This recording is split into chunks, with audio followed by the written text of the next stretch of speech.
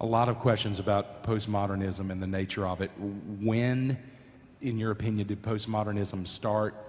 By whom? Whose writings started it? I will just jump in and say that Umberto Eco, in the new foreword to his edition of The Name of the Rose, says that before long, people are going to call Plato the first postmodernist. They keep pushing it back further and further and further and further. So I would simply say that there is no absolute way to look at that. There is no first author. There's no first architect. There's no first artist. But it really doesn't take root in the culture much until after World War II. But I would say the first written or academic postmodernist was Protagoras, with his motto, homo mensura, man is the measure of all things. But really, he just borrowed it from the serpent in the garden, who said, you shall be as gods. There it is. That's back further than Plato. We're going way back. Way back. That's right. I think the word may have been used first, and I could be wrong.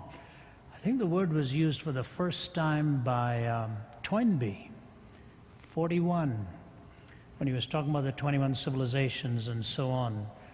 I may be incorrect there. The word was then used by Toynbee in a paragraph that the postmodern, and of course he had nothing but bad news to give if that were true.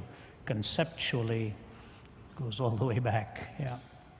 What would you say if you were asked for some sort of diagnostic symptoms or tendencies of what would characterize postmodern thought? What would you say? I would go to the truth issue first. I mean, that's where the central channel in the river of postmodernism really is driven.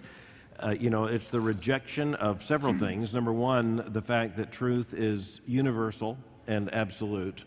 The fact that truth is thus unchanging. The truth is knowable, and that language is capable of conveying truth. So, I mean, it's quite a comprehensive claim. They deconstruct the language, make it merely semiotics, and they deconstruct truth claims and make them only socially constructed and thus relative.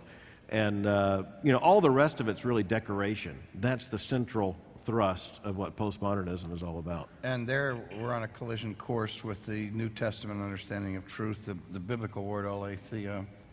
If we would examine it in all of its ramifications, one of its primary definitions is that which describes real states of affairs.